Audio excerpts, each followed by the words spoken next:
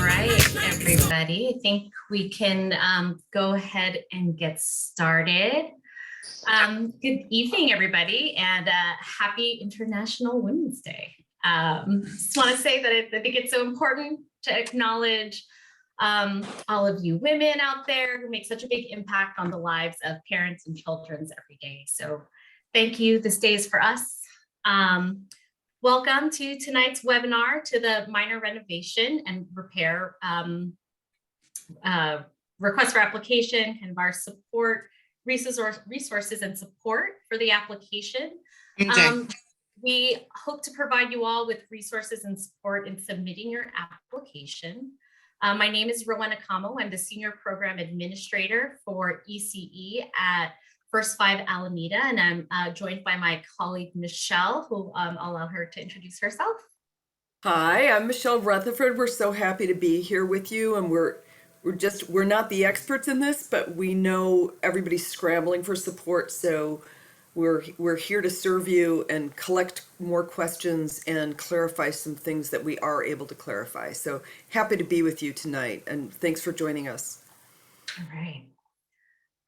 So before we jump into tonight's presentation, we have Spanish and Mandarin interpretation available. And I also want to mention that we are recording this webinar and that will make the presentation and webinar available. The instructions are here on the screen. And before we start the interpretation, I'll go ahead and let the interpreters also speak, share the instructions as well. So Buenas tardes todos. Si va a estar participando en esta sesión, vamos a hablar español también, va a haber interpretación simultánea. Una vez que se habilite esta interpretación, usted va a ver en la parte inferior derecha de su pantalla un globo terráqueo. Por favor, oprima este globo y escoja el canal de español. Luego presione el globo otra vez y ponga en mudo el audio original para que solo oiga la voz de la intérprete. Y si tiene problemas técnicos, por favor, escríbalo en el chat. Gracias. Okay, and then go ahead and start the instructions in Chinese.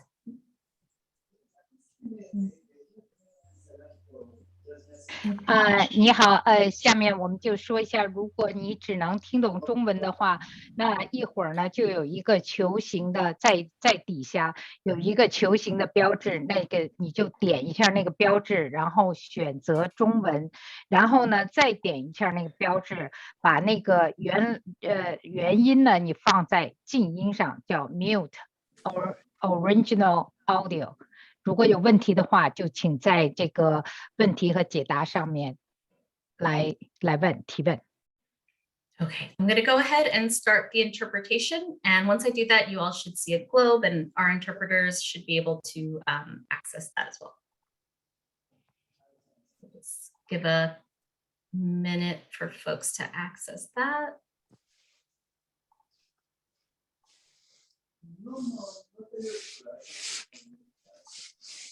Okay.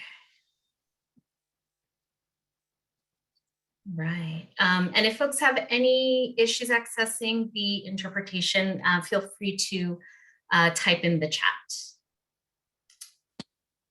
All right. We have a large group tonight, so just want to make sure that folks mute their mics so we can reduce the background noise. And we might, if we start hearing stuff, we might go through and noted like mute folks if we see that the background noise is perhaps coming from your mic. So with that, I'm going to go ahead and move this along. All right, so in our time together this evening, we're going to share the purpose of this webinar, which is that we're here to support you all with resources and information to apply for the infrastructure grant, minor renovation and repairs. We'll be sharing some just general information about the grant and application process. We'll share examples of allowable uses, the prioritization as was described in the RFA. And then the bulk of our time tonight will be watching a family child care provider do a application walkthrough, a video that she created herself. And then we'll close out with some application reminders and application resources.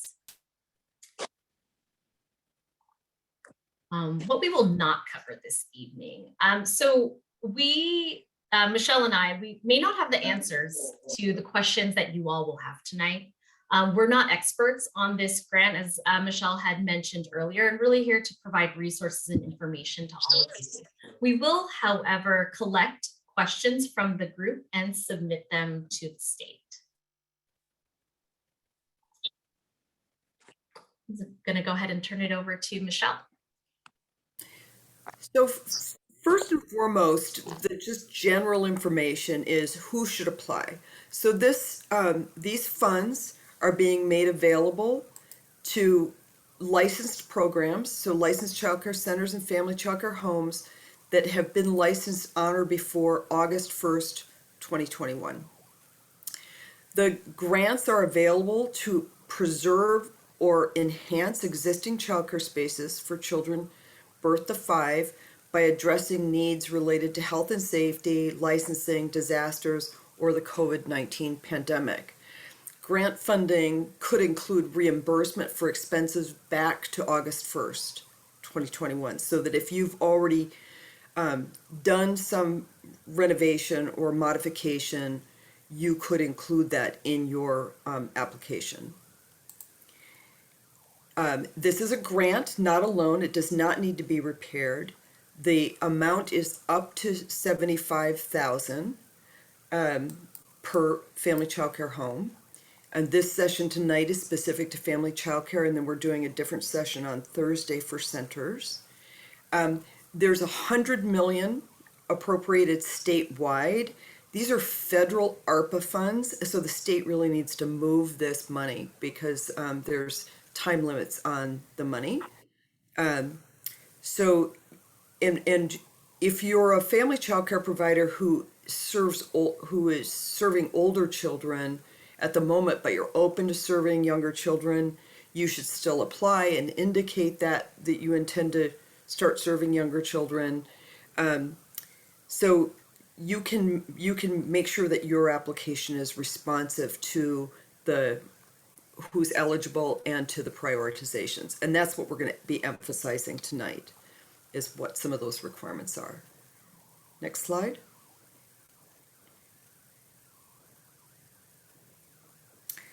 So the examples of allowable uses of the funds for repair and renovation include like fixed equipment, washers, dryers, refrigerators, dishwashers.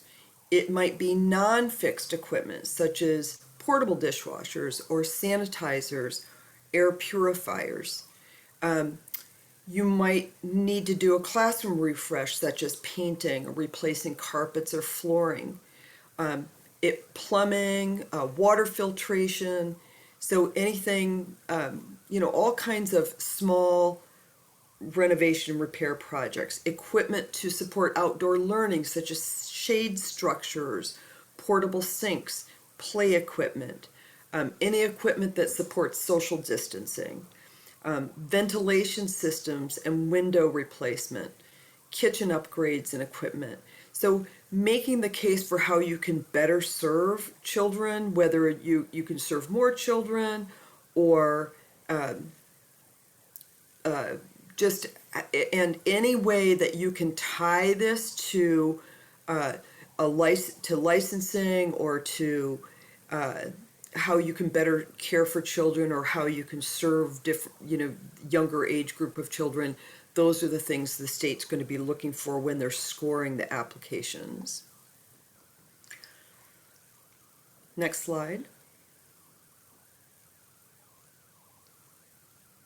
So some of the initial prioritization that the state's described in the application is that the project can be completed in 120 days. So you could see from that list of things, there's some things that you could get done faster, or, if you just have to purchase equipment, those are going to be prioritized in the application because then the state knows they can move the money. which is a goal. If they don't want to have all the money tied up in pending kinds of grants that they're not sure like that the work can get done. And we all know right now that it might be hard to get contractors. So I'm seeing questions in the chat about the whole house or the classroom. It can be your whole house, but it would need to be prorated for what your business use of your house is. It could be replacing a fence for sure, especially if that was a licensing kind of question. If anything that you think licensing might cite you for, if you connect your repair to that, that will help prioritize your application. You can so if there's no permitting requirements, they're going to prioritize those. Anything with a quick timeline will be prioritized. And then the second layer of prioritization, so just imagine they're going through making sure things are complete and making sure you meet the criteria, and then they're going to start saying they meet all these other priorities. So a mitigation of health and safety to decrease the risk of licensing violations or revocation. So maybe you need to replace a fence, as somebody asked, or maybe you want to fix a gate or secure latches, or you have a screen door that's not secure. Like those kinds of repairs, those are totally game for this, and in your application connect them to health and safety for the kids. They are prioritizing programs that serve state subsidized children and or higher numbers of low income families, and we'll talk about more of that a little later. So we've heard some folks, some family childcare providers say, oh, this is only for those who serve state subsidized children. That is not true. Those programs will be prioritized, but just imagine, we don't know how many applications there are going to be statewide for this.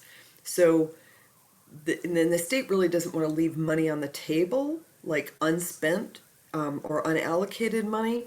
And also from their standpoint, in order to go after additional funds, we know that there's great need out there for all of y'all. And so the more applications come in, then the more of a case is made that the state needs to dedicate additional funds to these. So I would just encourage you to consider those things. So I see something in the chat about small family daycare moving to a large. Absolutely, that's the kind of thing, like things that would help you move from small to large. Make that case in your application. I have heard that roof repairs are not considered minor repair and renovation, or that they don't think you can get it done in time. You could apply for a roof repair if that's what, but it wasn't on the list of examples that the state was providing. So they're also prioritizing programs with a demonstrated shortage of licensed care. Now, Alameda County tends to have a better supply of licensed care than some other counties in the state, especially in Southern California. However, in the early care and education needs assessment that we conducted recently, we identified that pretty much the whole county is a childcare desert for infants and toddlers. So if you serve infants and toddlers, or you intend to add infants and toddlers to care, that certainly would be something that you would want to put in your application. And we'll talk a little bit more again about some of that data that we're making available to you to support your applications. So again, and then programs that are serving infants and toddlers. So it's a priority that you have to be serving children 0 to 5, but in the second layer of prioritization, they're going to prioritize or give points for credit to programs that serve infants and toddlers, but other programs are eligible. So let's go to the next slide. And again, these the repairs can be inside or outside sorts of repairs. And you'll get a little more information from this video, and then we'll talk a little more about how to support your application. So Rowena, you want to take Mrs. Lady's daycare? Yes. So we're going to spend the next about 40 minutes watching, I think it's a pretty great FCC application walkthrough video. So this was created by this woman that you see here on the screen, Miss Lady Mia Bernasconi. She's an FCC provider in Palmdale, located in Los Angeles County. And the video shows her going through the application step by step and offering her thoughts on the type of information that might be helpful to include. I just want to note that this video is not associated with the California Department of Social Services or with the Low Income Investment Fund, and that the opinions and advice that she shares in the video are just her own.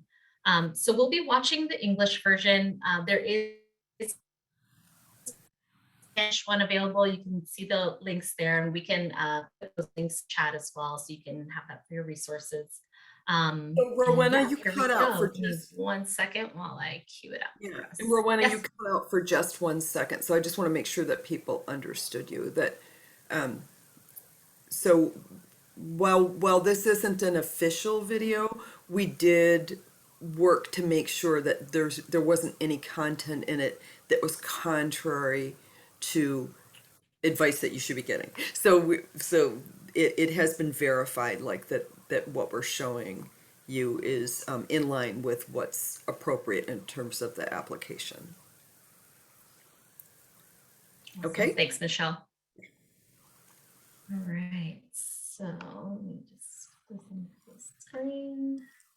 And here we go.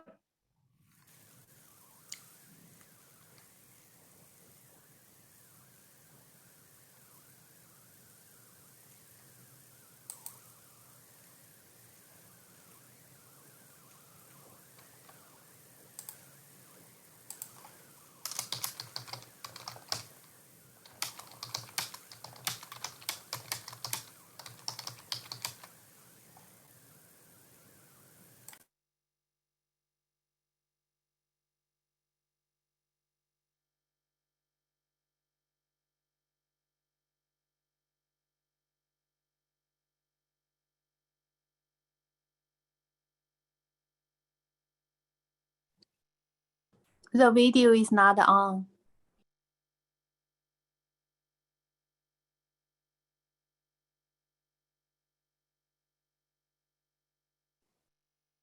No video playing. Sorry, the video wasn't playing. Could you all hear it though? You couldn't hear anything? No. No volume. Oh, nothing. I see. Okay, sorry. I see why. 可以，可以听得见。 that. 可以听得见，谢谢。 1 second. Let me just stop my share real quick. Give me 1 second.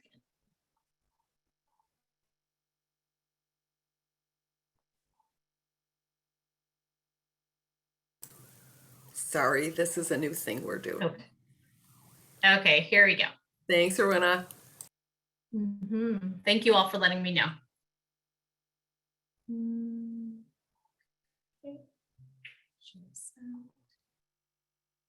Now, can you all see the video?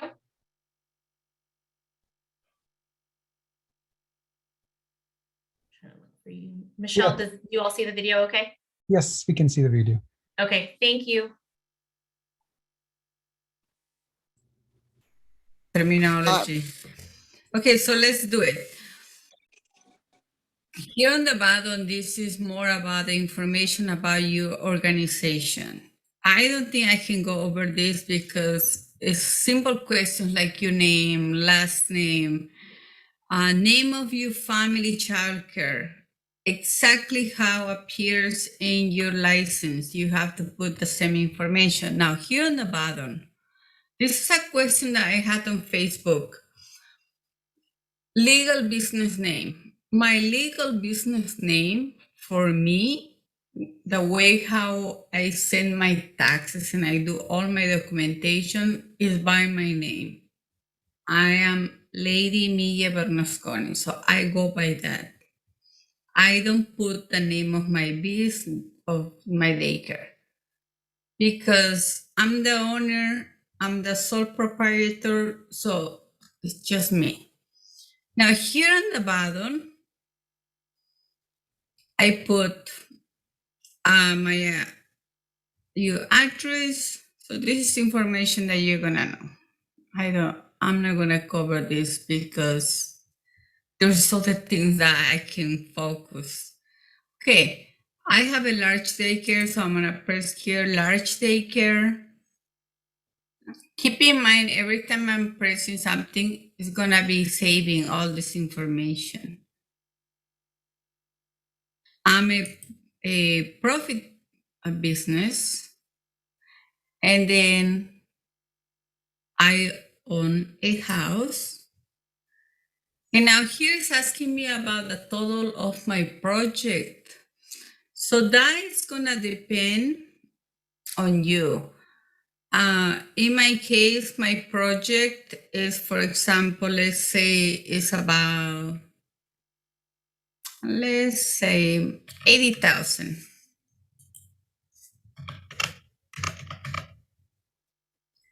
But I'm only requesting 75,000 because that's the max that I can get, right? And here, you don't have to put 75,000. If you don't want the whole money, they're gonna be happy. And now here, what is the annual childcare program operating budget? They want to make sure that they know exactly how much do you spend by opening your childcare. Let's say I spend 7,000 per month. That 7,000 you have to multiply by 12. And that amount you're gonna put here. Normally, you're gonna be able to get that from your Schedule C to see how much you spend every year, and that's the information that you put. Now, what kind of year I'm gonna use for my taxes? I haven't done my 2021 yet, so I'm gonna use the 2020. And that is not a problem for them. So they are gonna still accept. So that information is what I'm gonna be putting here. Now, the next one is here is asking you the number of enrollment. For example, if you have a capacity of 14 or 8, that's the max number that you should put. And I got many questions about that. So just go by whatever your license says, if you guys can understand me. Okay, so now the next one, what kind of subsidy type? For example, I don't have California State program, but something that I do have is a stage 1. I only have one child. I have a stage 2, about 4, and a stage 3, I have 6. I also have 2 foster kids from the bridge program. And then, what else is asking? So I'm going over. I don't have nobody from Early Head Start. So that's where I am. For sure, you guys will be able to apply. What they want to know if you are a priority. And how do you know if you're a priority? Is by doing a check here, by putting a number. And on top, you can go and check in the overview. It's in page number 4. That's where you're gonna know if you're also priority. Now here, what is the number of kids that are with the result of all these renovations and repair you're going to be able to preserve? How many you're going to be able to keep? So here I'm going to be putting, if I get the money and I spend the money in something else, like making my clients happy, I will be able to keep all those kids, because the more safe and healthy program I have, the more kids I will be able to keep. Same thing with my employees. I will be able to pay them every month or every 2 weeks, because now I don't have to be spending the money in renovations or repairs of different projects. So here I'm gonna be keeping my employees. Now, this one is something that I did really early. And as you guys can see, everything is saving.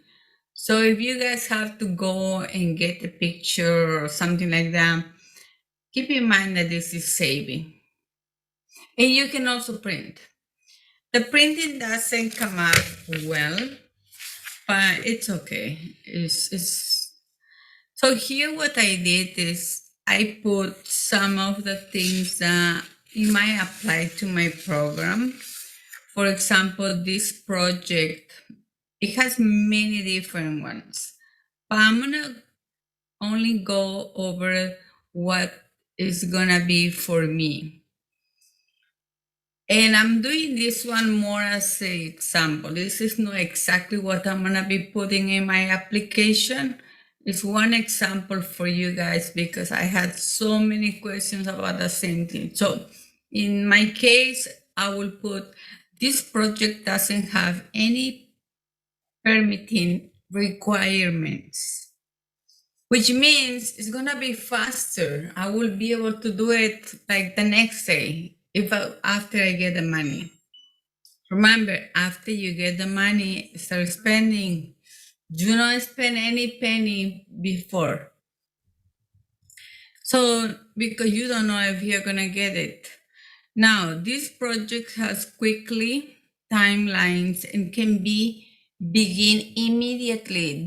Those are the things that they are looking, something that it won't take too long. Why? Because the next grant is gonna be for major repairs, major things, big projects.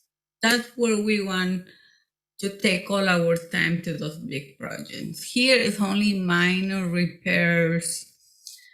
Okay, now this program serves children with state subsidy. If you do that, check here. You want more checks here. Now this program serves a high number of low-income families. Yes, my program does. So this program is also located in areas that demonstrate like desert areas, priority zip codes, kind of like the SBA. It's gonna be the same thing. Now this program also serves infants and toddlers. Yes, we do. So we qualify. Now, if you keep going, you're gonna know that there is more to check, but you are gonna check only what applies to you. Now, the use of the funds here. The funds should be used to preserve, enhance, and expand existing childcare spaces. So you are not building another one. It's existing ones. You are gonna be fixing them. Then minor renovation, repair, modernization, all those of the existing childcare and also preschool center and family childcares. Increase or recover the lost capacity resulting from a state of federal declared disaster. So here is everything more related to COVID. Think about that. That COVID-19 is the key that we can use to, when you're trying to find something that will help you to provide a better service, something more healthy, something more safe. For example, I'm gonna buy a table. This table is gonna help me because right now I have one, so I have all the kids there. But if I get another table, with that table, I will be able to separate the kids so when they are eating lunch, they have and they keep enough space. Because we are in COVID, we need to keep our space. And it's hard when you only have one table. So I need another one. You have to put together a story that really is the why. Think about the why do you need this? How are you gonna help the kids during COVID-19? So think about the item that is gonna be able to help you daycare, help the children during this pandemic especially. So here I want to get, let's say, a washer, dryer, refrigerator. Why a washer? Because right now my washing machine is small. I have to wash all the blankets and sheets and everything. I have to wash all the towels before cleaning. And I have to do so many lots. So if I do it in one big one, I'm done for the day. Then same thing with a disposable dishwasher or sanitizer. We need something like that at the entrance in our house. And I don't have one, so that would be nice to have it. Same thing with the security system. Right now, we are receiving the kids in the entrance of our house. Something like that will be able to help you. So this is what I'm putting, like green building standard upgrades. You want to be green. Same thing here. This is something that really catch my attention. And I was already thinking about that. I just didn't have the right name. So here it says playground outdoor upgrades, fixed equipment, shade, surfacing, fencing, hazard, enclosure, gates, landscaping, missing system. That's something that I need. I live in the desert, so oh my gosh, when it's hot, it's horrible. My mixing system is already broken because of the way how is our water. So we need something like that. We need the garden green upgrades. I need all this. Imagine our kids during COVID, they're gonna be able to spend more time. They're gonna be able to be more running around, doing more physical activity. So those are the story that you want to put in your, and I believe it's in the numbers 2, where you are gonna put all this story. Why you're buying this? Why you need the kitchen upgrade? Why you need the child size fixture? You need to explain to them exactly why and make a story. Why? Because there's so many childcare providers that are gonna be doing the same thing. But some of them, they might need more than you. So explain to them, because just, oh no, I need a kitchen. Why do you need a kitchen? You need to explain. You need to let them know your whys and speak with your heart. Okay, now here from this part, I didn't really find nothing. But here on these examples, I like most of them. For example, I want a bathroom modification, including adding partitions of motion control sink and appliance. I want that one. Imagine just putting your hands and you get water. I want something like that. I also want a permanent and portable sink hand washing station. A HVA sanitation upgrade, including a UV light. Then fixed equipment for sanitization, like dishwasher, washer, and dryer. It's the same thing than the other one. But as you guys can see, I really like more this example from here. So I have more checks. And now what happens if none of the things that you want is here? Just put others and explain how this thing is gonna help during COVID-19.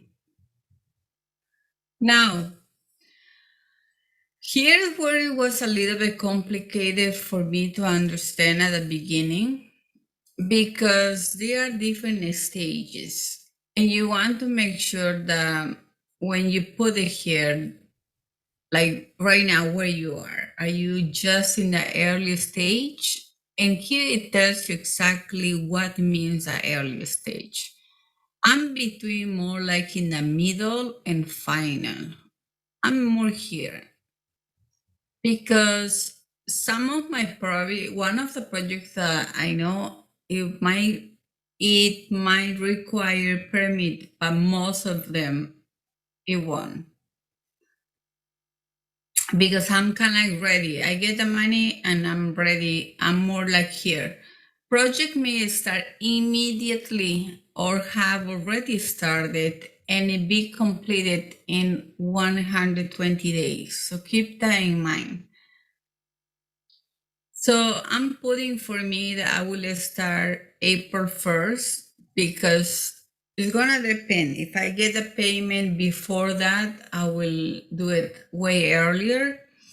But I have to finish my project by June 30. Why by June 30? Because my summer program starts on that day, like one day after. And I want to do the inauguration during the day. But what happens if you guys are not able to complete?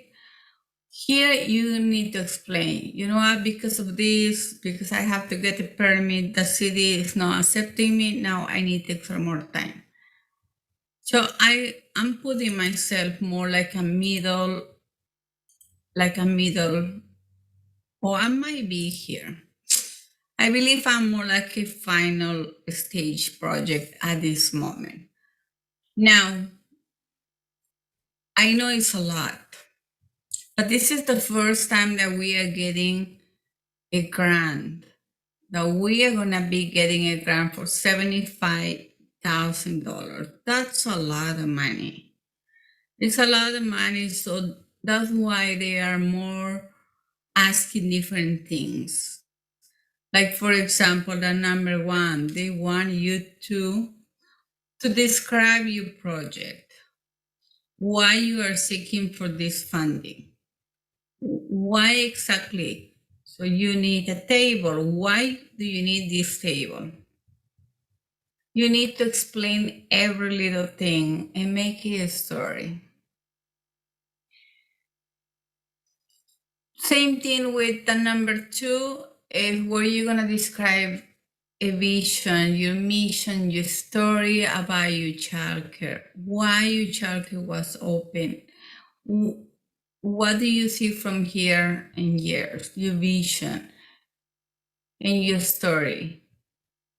Talk with your heart and use your words to expand and stamp all your feelings. So number three now is asking about, this one is more like your rental agreement. So if you are renting, the only thing that they need is the rental agreement. So this one, the number 1 and 2 is a max of 2 pages. And it was good to know that because I was going way too much. So just 2 pages. Same thing in the number 3, this is where you're gonna choose the file and you're gonna be able to send yours. Now number 4, this is, for example, if you're renting a house, you need the permission and the approval or authorization from the owner, from your landlord. That's what you need. Why? Because you're gonna be doing a renovation. So if, for example, if you are building something, you need a approval. Now, in number 5, this is where you're gonna put your license. It's one white page. That's the only thing that you have to send. And here you're gonna be putting the childcare number, facility number, your facility number. Number 6, here where you're gonna put your Schedule C, your taxes. All of us, we have the information, so let's be positive and think about how this grant is gonna help our business. Now, a few days ago, I did about to get the dues and then register at some GOV. I did a whole video about that. There's 2 videos that you guys can watch about it. You need to register early. As soon as you get your DUN number, which is gonna take 24 hours and it's free. Yes, 24 hours. Mine took 12 hours. So it's so fast. As soon as you get a number, activate your account. The activation process for some GOV is about between 4 to 10 days. So just for you to have an idea, before you did, you have to wait for between 4 to 10 days. So do the SAM activation first. Register your business there. There's already a video that I did. You just have to watch the video and believe me, you're gonna get a lot of information. Number 8, according to my note, doesn't apply this to me, but you should read and see if it's gonna apply to you. Why? Because I'm not part of the Secretary of State, I'm a non-public entity, so it won't apply to me. Now the number 9, same thing.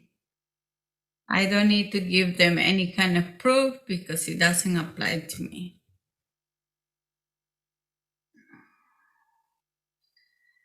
And then number 10.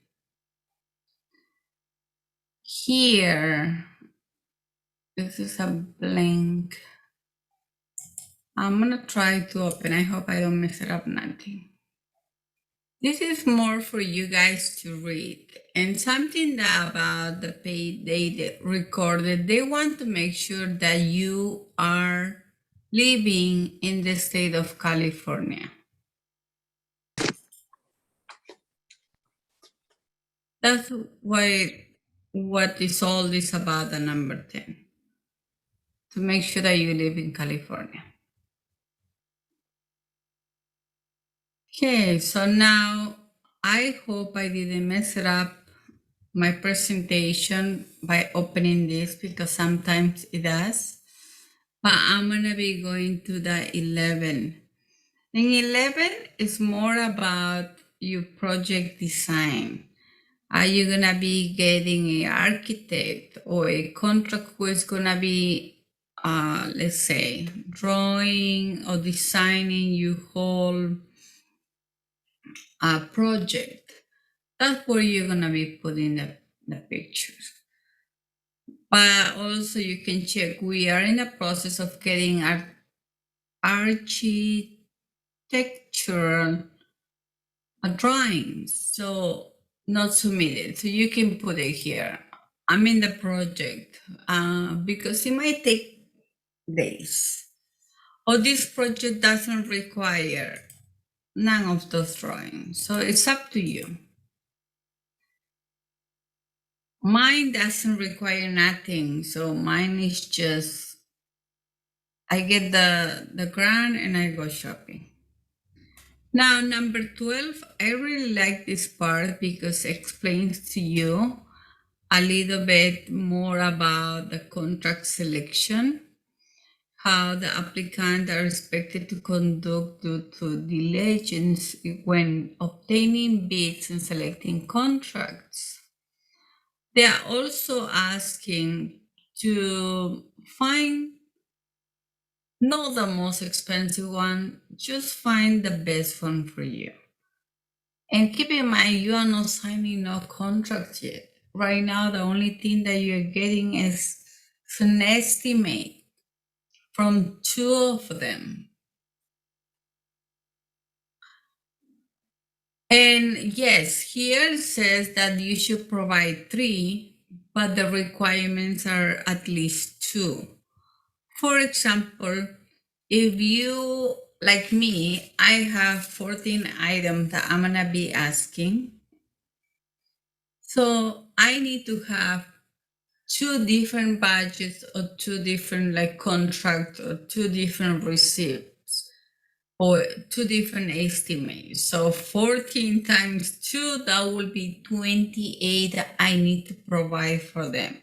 It should be triple, but the requirement is 2, so at least I should have 2.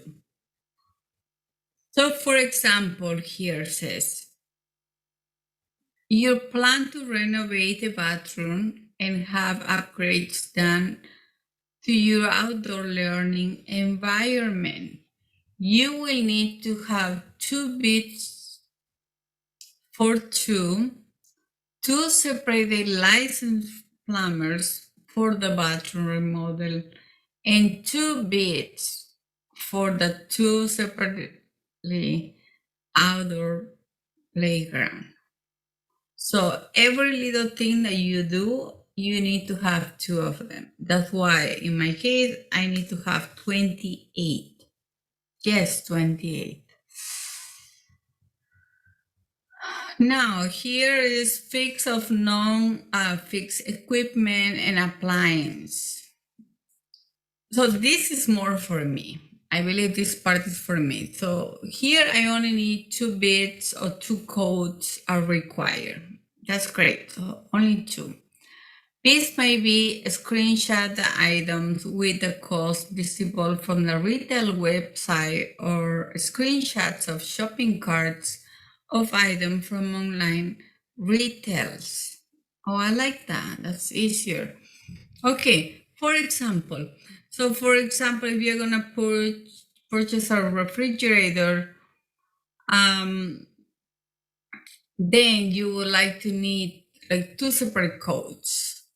So you can do the shopping carts, one from, let's say, Walmart and one from Home Depot or another one from Lowe's. That's the only thing that you need. And you do a screenshot and save it in your computer, and then you're gonna be able to submit the information. Now, what types of bids do you intend to submit? That's gonna depend. I don't have any bids yet. I will put fixed and non-fixed equipment. For me, it's gonna be that because I'm not planning to contract nobody. I just need the different fixed and non-fixed equipment.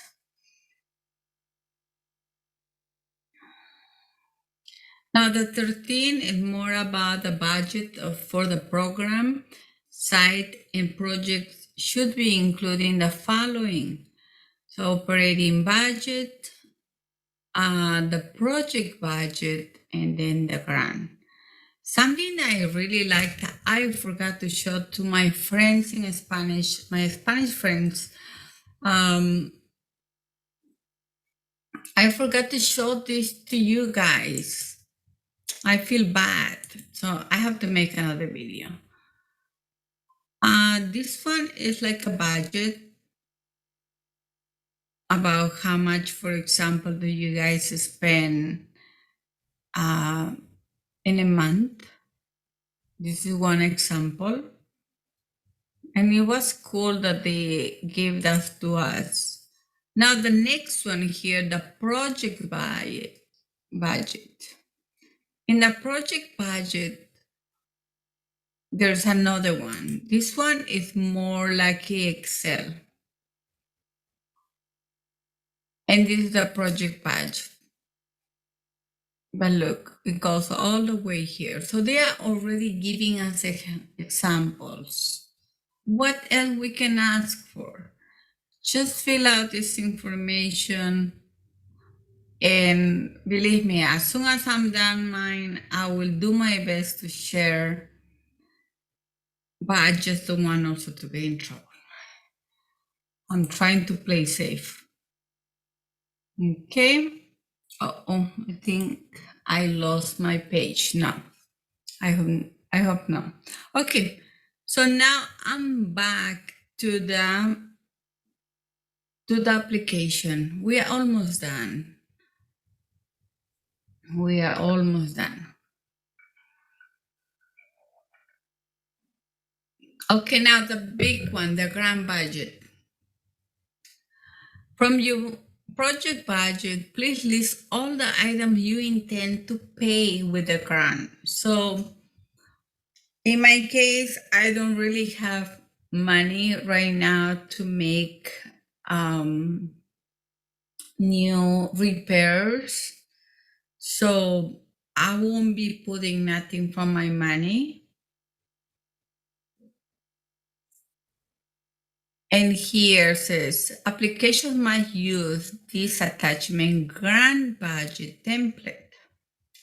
Also, please include all the allowed expenses to cover by this grant. So here I'm gonna click and you guys are gonna see a little bit. This is how it looks. I already made mine, and mine is kind of like an example so you guys can see. This is how it looks mine. But I need to do more. This is just an example. And here it says, please list all the items you intend to pay. So I put 0 because I don't intend to pay at this moment. So this is all the list I have, and I haven't finished. I'm just starting tomorrow. I'm gonna be working for a while on this. Oops. Okay. So this one I'm gonna close. Okay. Okay, I'm gonna go back again to the application. We are almost done. So all that, the different budgets and everything, the Excel, you guys can just upload here. So that's something that you have to finish like before you apply. That's why tonight I'm gonna be working on that. And then last here on the 14th, we are almost done. In the 14th, it's talking about that you need to complete this one for the reimbursement. Okay. For example, if last year before or after August 1st, 2021, you already bought a lot of items that is gonna help you for the safety of the kids or COVID-19 or to pass licensing requirements. If you already did, the only thing that you have to do to get your money back or reimbursement, you need to upload the receipt here. That's why saving your receipts are really so important. Now, number 15. If you're gonna be doing a repair of something, take a picture right now. Don't do the work. First, take the picture to see how it looks now. And also, photos should include the exterior of the building, front of the outdoor area.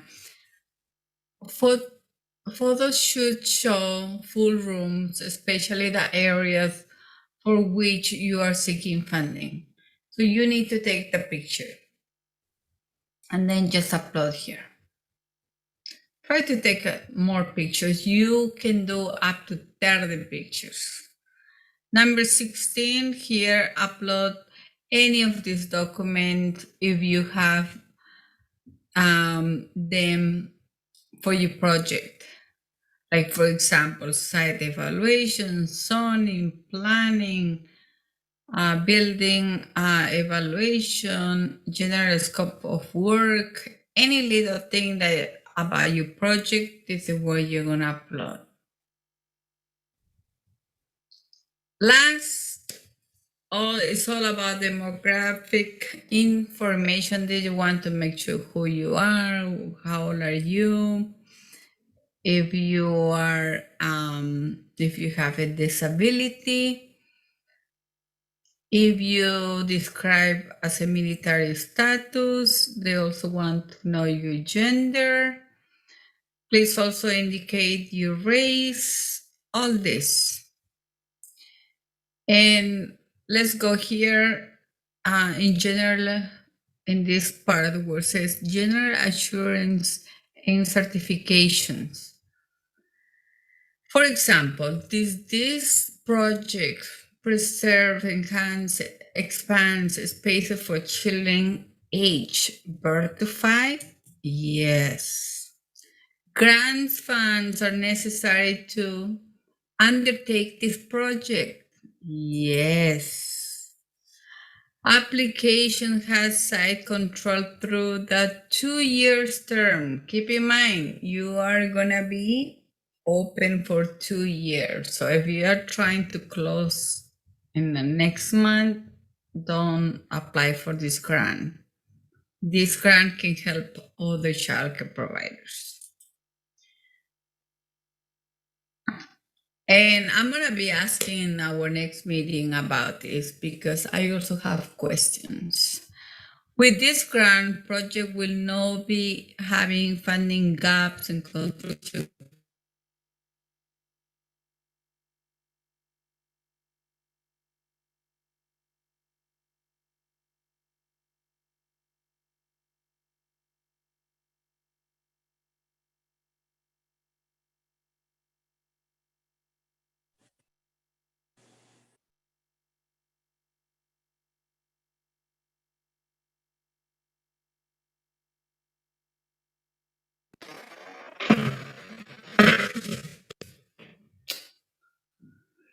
Okay, it's because it's a long video. Okay, I'm checking my video. Everything is good. Yes, video. My audio. Yeah, everything is good. So can you guys hear me now? Yes. Yeah. Hello, hello.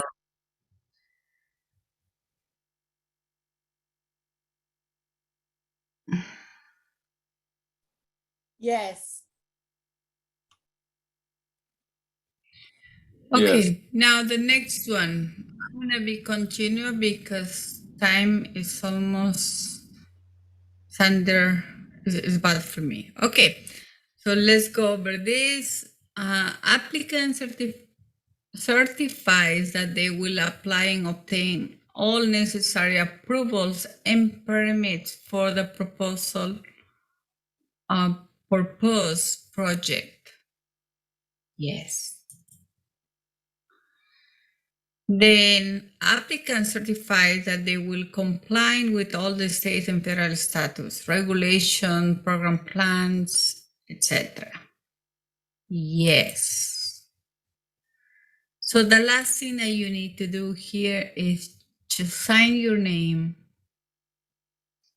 and you agree to the terms and conditions and you submit your application, and I wish you all the best.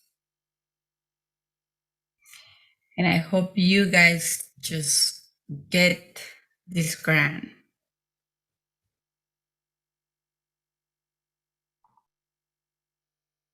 All right, that is the end of the walkthrough. So I hope you all found that helpful. I thought it was a really great video and walkthrough of the application. Oh, wait 1 second. Sorry, I still have it on here. Okay, let me get the presentation back. 1 second.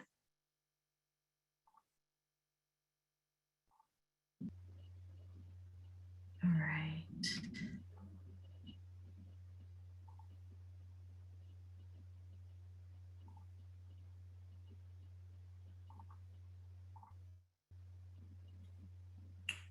All right. So as she mentioned, she does have this video available in Spanish as well. I believe we put the links to the YouTube video in the chat. If you do visit her page, she did mention that she does a walkthrough of the sam.gov video. So she has that on there as well. I'm going to go ahead and move this along. All right, so next we want to cover some important application reminders. With regard to eligibility, we wanted to highlight these points, and I saw there were some questions related to this in the chat. And I just want to note that this is not the full list of the eligibility criteria. You can get that full list on pages 3 through 5 of the request for applications. And we can put those links in the chat as well. That's on the Department of Social Services Minor Renovation and Repairs Grant website. So first off, that need to be a licensed childcare facility, that you serve low-income communities, and a definition of low income will be shared later on in the presentation, but essentially low income, their definition is the standard that is based on the state's subsidy eligibility limits to be eligible for like a state subsidized program, like, or for the voucher program. And this will vary by the number of people in the family. Another eligibility highlight is that for programs with spaces funded through documented internal scholarships to families who would qualify as low income. So basically, if you have your own scholarship program for families who may qualify as low income, that is another eligibility. You're eligible for the grant. And then providers who currently or plan to provide subsidized childcare through one of the state-funded programs. So that would, I think, primarily be the alternative payment voucher program.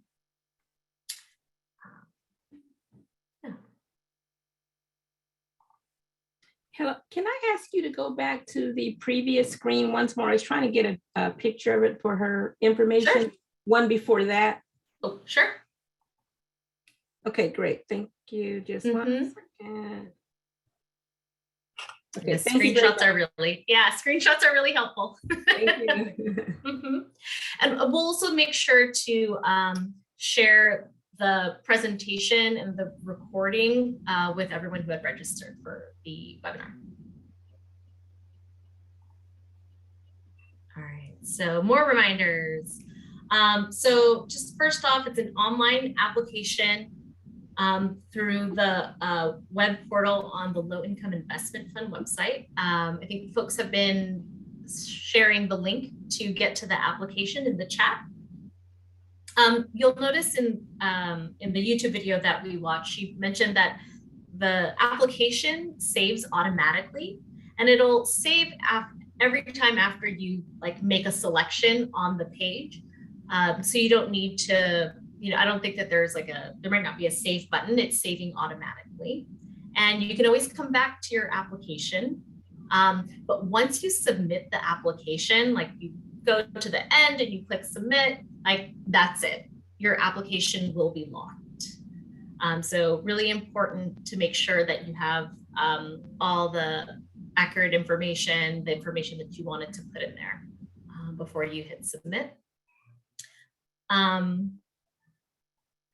With regard to the SAM number, just keep in mind that after registering, it may take a little while for the number to become active.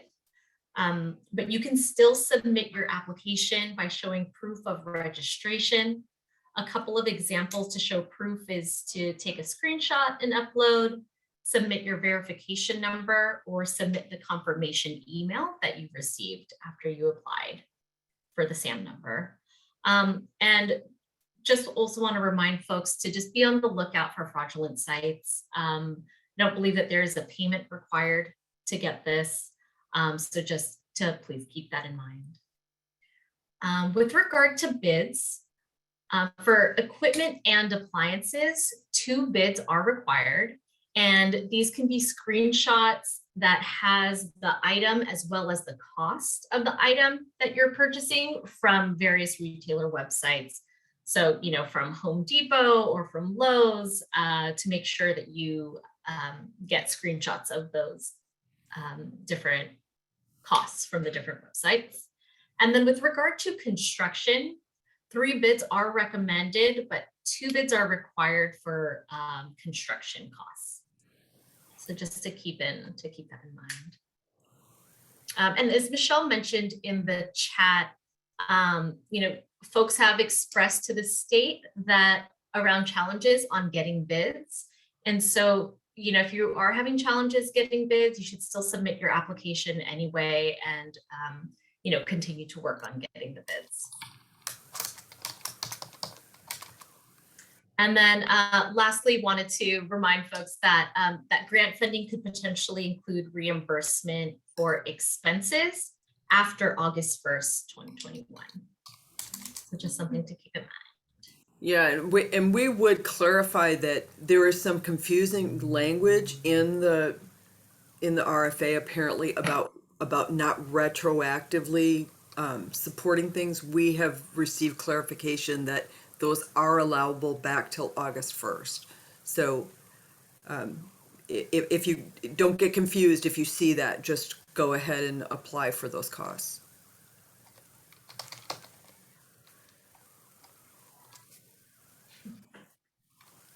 Okay, I'm gonna hand it over to Michelle.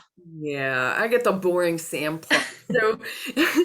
So this, we've heard from folks who have done the application that this part is challenging for folks. So again, everybody's saying like start early. You have a copy of what the SAM government site is, and as we said, Mrs. Lady, who you just saw she has a video specific on this, so it might be useful. I found we haven't looked at that video, but you might find that useful as well. You have to have a DUNS number, which is basically a federal number. So because these are federal dollars, you have to be registered as a federally eligible entity, and that's what this process is about. And SAMS is the Systems of Award Management for the federal government. So that's what you're doing, is you're registering with the federal government as an entity. And so make sure you're consistent about your business name, as Ms. Lady said, and then I think it's worth looking at those other videos. But it does walk you through this. And give yourself, I think taking screenshots and keeping track of, once you get your DUNS number. Now, Ms. Lady said it took her 12 hours. As we get closer to this date, I'm guessing it could be more and more challenging. So You don't, this isn't something you want to wait on. This is like a, do this first, do this soon, so that you're in that process and you have that part done. Do you want to do the next slide, Rowena? On this same website, there's a video on the website about how to do this process. So I think that also could be useful to you, just so you know, on that same landing page at sam.gov. Ooh, Christine just said she got hers today in a few minutes. That's reassuring. So that's those are resources for that process. And I think, you know, we're here kind of as your cheerleaders, like, don't give up. Other people are doing it. Go after the money. You can do it. Give yourself time. Don't wait till the last minute. You know, don't wait till 11:59 on the 25th. This is for something you really want to plug away at, and you can see there's different pieces of it. So you might want to tackle it at bits at a time. Next slide. So this, we mentioned that in the ECE needs assessment, there is data about about your zip code. So our data staff, Anna, Mira, and KP, work to pull zip code data together for each zip code to try to make it easier so you didn't have to dig through our 100 and some page needs assessment for all this different information. And it will give you some, so the local planning council has priority zip codes. It also has information about how many kids in your zip code are from 0 to 5 are eligible for subsidized care. So this is just an example of in a particular zip code. So we're giving you a link. You can use the link. You cannot do this also. This is just something that if you think it will help strengthen your prioritization by citing some of these things that we have data for, that we wanted to make sure the data is, it's your data. We want to make sure it's available to you. So, and as I said previously, almost in the entire county is a desert for infant toddler care. And there's some technical definitions for desert, but basically it just means there's way more slots or way more children than there are slots. And we've defined some of those, like the ratio of children to licensed care in your zip code. And then, in each zip code, we really want a split of family child care and centers. And then how many low-income families there are. So to make the case that you live, that there are low-income families that are available for you to serve, this is information that you can use and help make your case. And again, it's at your option, but that the link to the template of the zip code data is there, and I think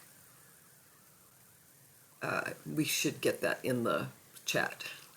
Yeah, it's in the chat. Thank you. Okay. Did I miss anything on that, Rowena? I just wanted to share that if you do decide to put this in your application, we've included a pretty easy template for you to just pop in your zip code, and then you can kind of just find on the table, like, what the unmet need percentage is. I think we've made it hopefully pretty easy for you to just fill in the corresponding numbers, and feel free to put that template with your information into your application. And I think you say to, like, the place for you to put it would be in your program's mission statement on the application. Okay, next slide. So many of you may not know, what is this, when the state says low income, what do they mean? So this, as Rowena described previously, this is what they mean. So these are the current household gross income standards by numbers of people in the household. So if there's a mom and one child, if that family makes under, 70,668 annually or 5,889 monthly, that family is considered low income. And so many of you may be serving families that fit this criteria. We in our, studying of rates and what providers are doing out there, we're aware that often you are charging less than your real cost, so that because families can't afford it, and if those families meet this criteria, you should be documenting that in your application to meet that eligibility criteria for your serving low-income families. Now, there's also Head Start families that their incomes are even lower than this, but this is the threshold that would meet that criteria for subsidy eligible. So there's a priority for publicly subsidized, but if you're subsidizing, you want to document that. And again, you're going to get a copy of this webinar and the presentation so that you'll have easier access to that information. Or you can take a screenshot. We're all about screenshots now. Everybody should learn how to take a screenshot. Okay, next slide. There was a question about if these are federal funds, can they use state numbers? And yes, that RFA is very clear that these are the criteria.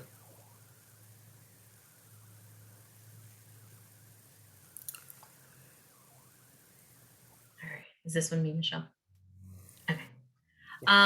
So this is the state website for the application and for technical assistance, and it also has other information and resources.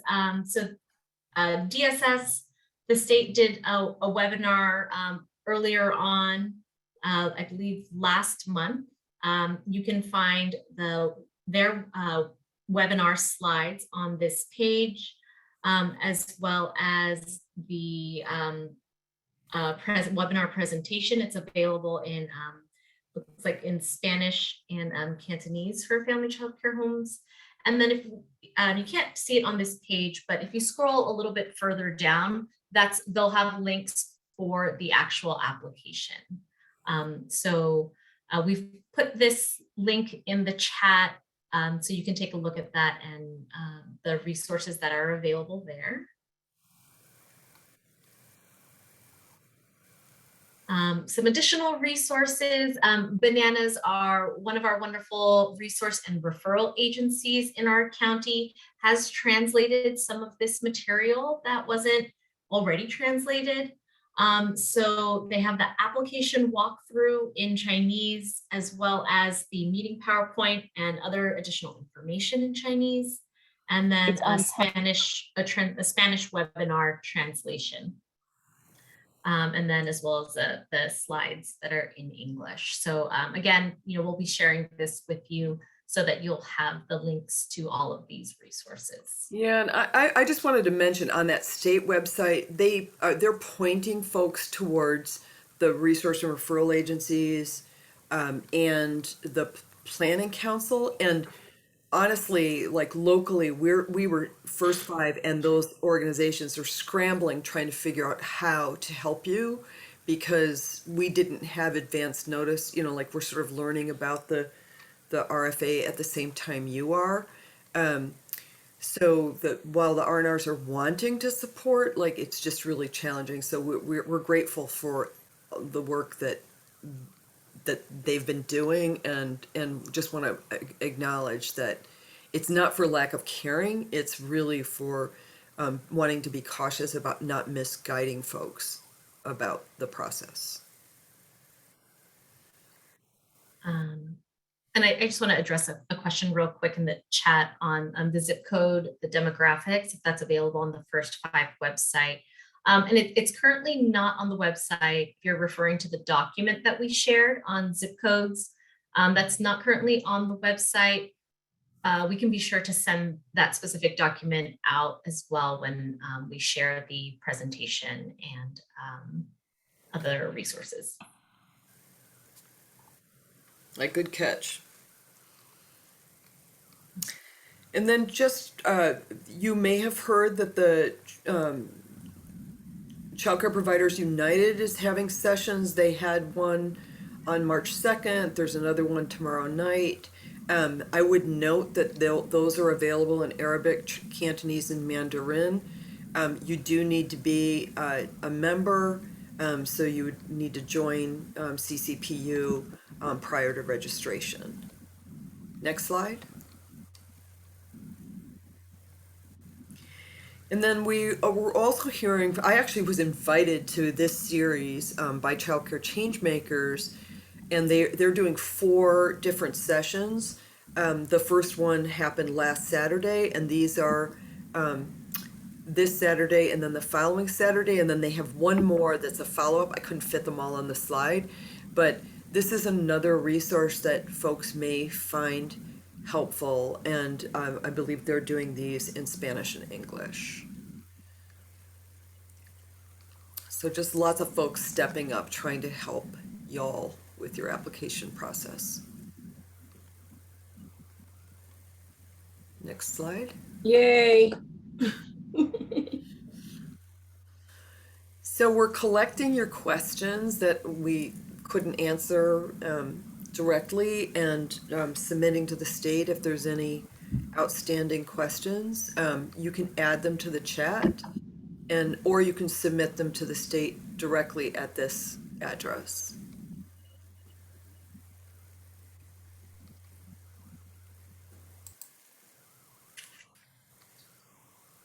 All right. And we are having, there were a number of center folks on here today with center questions, and we will be having a center webinar on Thursday from 6 to 8. So it's a slightly different spin because some of the center stuff is slightly different, but we probably we need to get that information out to you if you don't have it. Yes, we can put the link in the chat again to the Zoom to register for that webinar. Alternatively, if you want to send chat me directly your email, I can make sure to send you the link. So where it says to in the chat, if you use that drop down and select Rowena Camo, who's the host, you can send me your email and I'll make sure you get that registration link. So I want to, Rowena, there's a couple questions in the chat that we can answer right now. Sure. So Natia asked how many people will be getting approved, how many applications will be accepted. So it's $100 million at up to 75,000 each. But obviously, if a lot of people apply for 10,000 or 5,000, a lot more awards will go out. So it really depends on how many applications they have. The state's very interested in making sure that the money all goes out the door. So our strong recommendation is to apply and put in what your real needs are, and follow the application as best you can. There's a related question about, do we need to get the code from SAM before we apply? On the state webinar, they were clear that the SAM number might take you a while, and so you should go ahead and apply and submit proof that you have submitted for your SAM number. And again, you could take a screenshot of the page where you're verifying your application to SAM, or if you get a number back, or any documentation that sort of supports that you did the SAM application, a confirmation email that you submitted, even though you don't have the number yet. Do not, you don't have to wait to get your SAM number in order to apply. If you're almost through with your application and you think you're going to get it any day, certainly you can wait for your SAM number. But if you're just starting now, you might want to just assume that you need to prove that you applied. Thanks for going back, because somebody else wanted to see the bananas.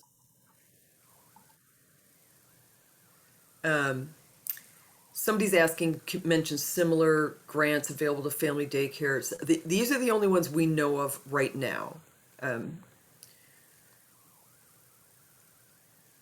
There is our expansion, an expansion grant coming out to like increased slot capacity.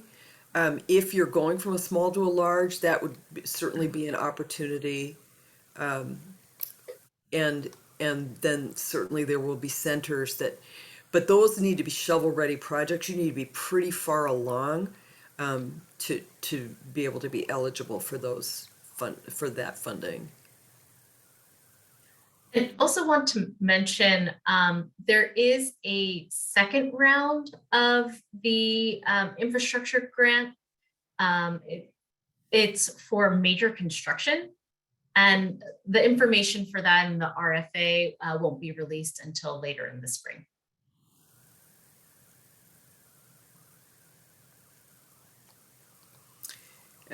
Somebody's asking about a leased van. Based on my experience with facility stuff, I think it is unlikely. If you wanted to purchase the van, I think you could apply for that, but that I didn't see anything related to facilities that would qualify that as being eligible.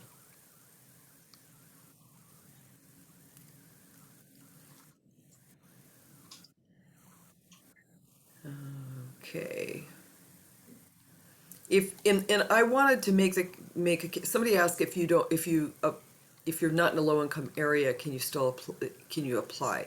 You can apply. You may not be prioritized, particularly if you don't serve low income families. So you could live in an area that's not low income itself and be serving low income families because they work in that area, for instance.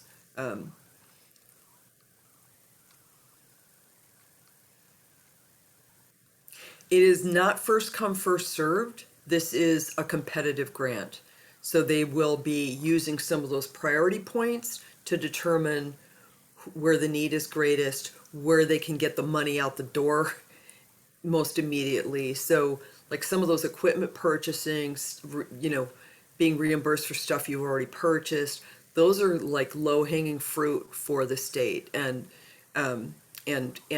the state's contracted with the Low Income Investment Fund, and they have a lot of experience with family child care providers and centers. And I think some of what you're seeing in this RFA is coming from their expertise in working with providers.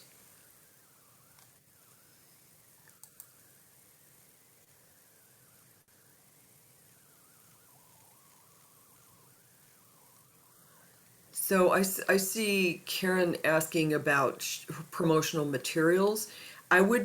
My caution would be this: if there's something that fits within the what they're asking for, put it in.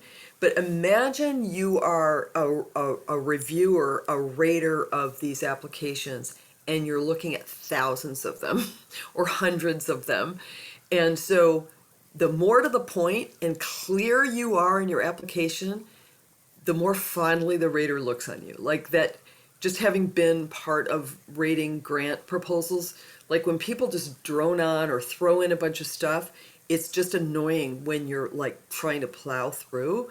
So the suggestion is succinct, to the point, clear, do what they're asking you to do. And I loved Miss Lady's point, like, tell your story. Like, nobody knows your program like you do. And so to your point, if you have materials that tell your story better than you writing it all out, go ahead and submit that, but don't exceed the page limits or whatever that they're asking you.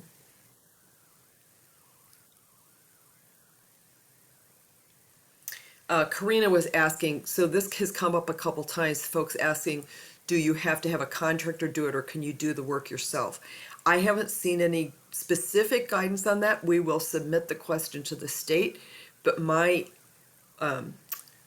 like typically if it doesn't require permits kind of work and it's something that you have a family member that they can do it themselves, then you want to submit for the cost of the materials and supplies. You wouldn't want to submit for the labor. I don't believe you'd want to submit for the labor for your family member. But that's because we don't have a firm answer, you can make that call. They could go ahead and approve your project and just disallow that part of the cost. I'm not sure how they will handle that, but we will work on getting an answer. So there's a question about if are they going to approve the grant applications after the 25th. So there is a timeline somewhere. I'm remembering that there's a timeline. This is gonna take a while for them to review all these applications. So you're not gonna get your money right away. If I can dig out the timeline, we'll add that to the materials that we send out tomorrow. But I know you have 120 days from your award date. So once they tell you this is yes, you're being awarded, then you would have 120 days to complete your project or to spend your funds.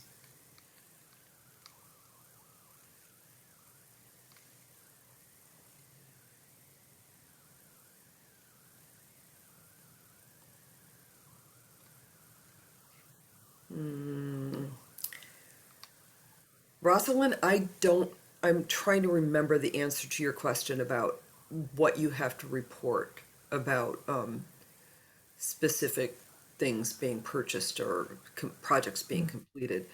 I would imagine there will be some auditing of that, some, sampling and auditing of, depending on the projects. And I don't think the funds are I don't think the timeline that the funds are going out right away. It's going to take them a while. So again, we'll try to get you a timeline. And Michelle, there's that question about whether the grant covers modernizing big playgrounds for outdoors or toys. I'm not sure what question 10 is on the application, but to that previous question. The outdoor play space is definitely an allowable. And again, the more you can connect it to health and safety and retaining, enrollments, et cetera, like those are, that's the spin you want to put on all of your projects.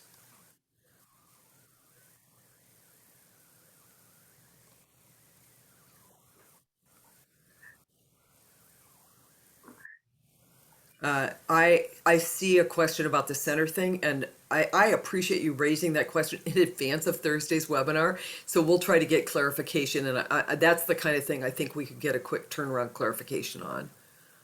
And it does raise this point that it's saving your application until you submit, but once you submit, you are kind of locked out, and you can go through a process with the state to try to get it reopened, but that is going to be that's not preferred. You want to be really clear that when you submit your application, you've checked, you've reviewed it, it's complete, you're done, because you don't want to have to go back in and, oh, I forgot this part and add it back. There's too many applicants, it's too rigorous of a process. So make sure you're complete. Michelle, Roseanne asked a good question about, is the grant taxable as income? And yes, I believe it is taxable income. It is taxable income. So, you can deduct your costs out of the tax, but yes, it's taxable income, and you should understand that when you're applying.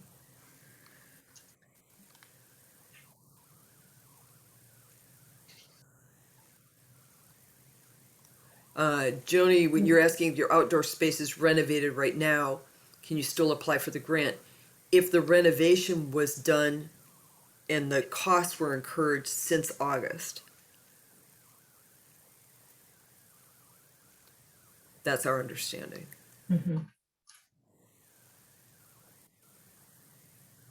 There's a question about, is the state giving preference to giving funds to centers rather than small family daycare? No.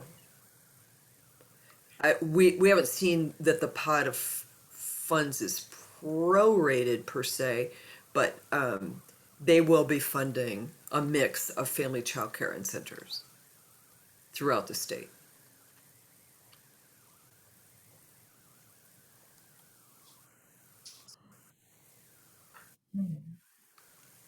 So it looks like the questions have slowed down a bit in the chat. Thank you all for your patience. And as we mentioned earlier, for the questions that we weren't able to answer, we will be collecting these and submitting them to the state.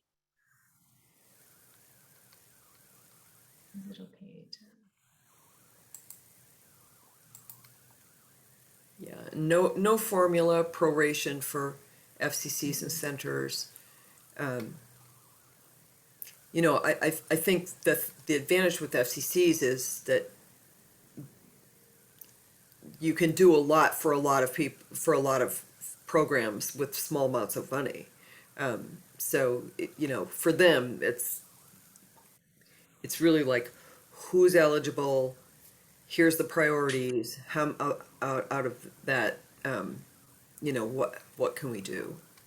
And the projects that, like, we can just like check that, here you go, like this we can help this provider in this way with this amount of money, and we're done, as opposed to monitoring construction and all of that kind of thing. Which is not to say, if you have a construction project, especially one that's already close to being in progress, you should go for it. There's a question about, do you have to have a special bank account for the funds? You do not. You don't have to segregate the money per se, but you should be accountable around the money being spent as awarded. It basically would be fraud for you to misappropriate the funds other than committed.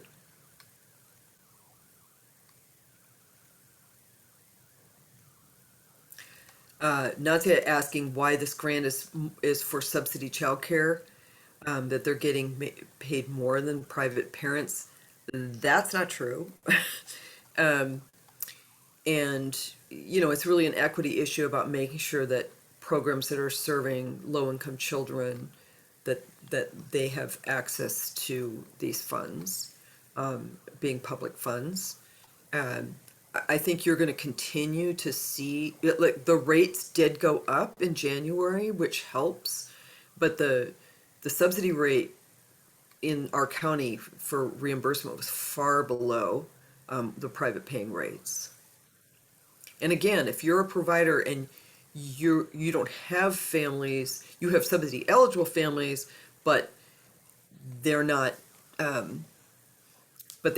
getting subsidies right now. One, I would refer them to get on the waiting list for subsidies, but also if you're subsidizing them kind of off your own back, like, you want to document that and make yourself eligible for these funds.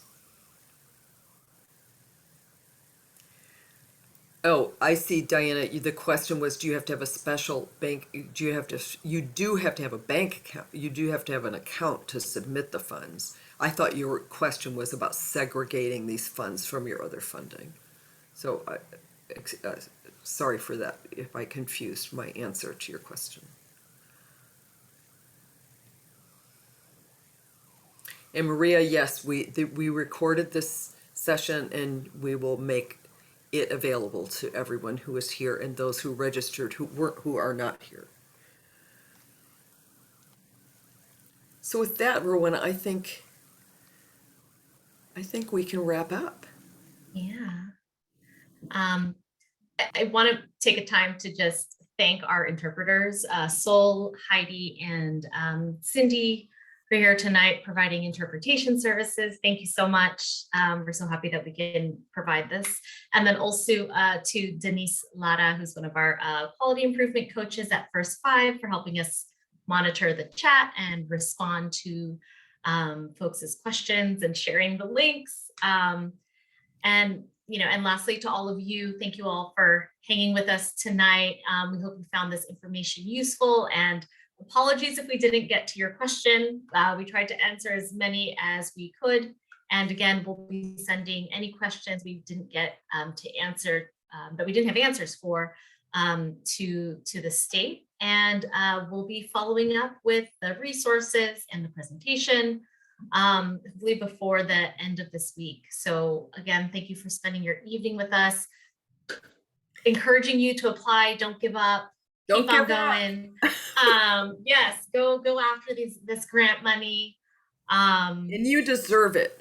Yes. And we know it's not an easy process. On top of the long hours you work all week, we'd love to have a lot of applications from our county and to make so that we could advocate at the state, like this isn't a one-time thing. Like there's a lot of deferred maintenance on properties because parents can't afford the true cost of care that for all the work that you do. So thank you so much. We're really excited of the showing tonight, and just use the resources and plug away, and best of luck to you. We can't wait to hear how it goes, and hope that you all are funded.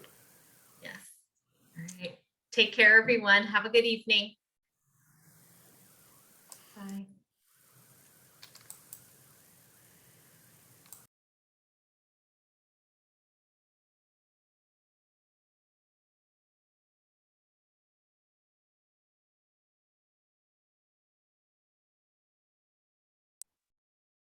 I saved the chat, and I'm going to go ahead and end it for everyone. Thanks all. Good night. Hey, Rowena, could I ask a question before you close it? Oh, It's sure. Donna Marie with Hively. Hi. So I've been forwarding all of these resources out to people who haven't been able to come to a meeting, but are interested in applying. Mm-hmm. When I receive this video, is it okay for me to forward that out as well? Or do you only want it shared with people who were here tonight? Okay. Yeah, no, please share the video. And I'll be sending it to everyone who registered. So not just the people who came, who are here. But I totally hear that not everyone got a chance to register. So yeah, please do share the video. Thanks, Rowena. Have a great night. Thank you. You too. Bye.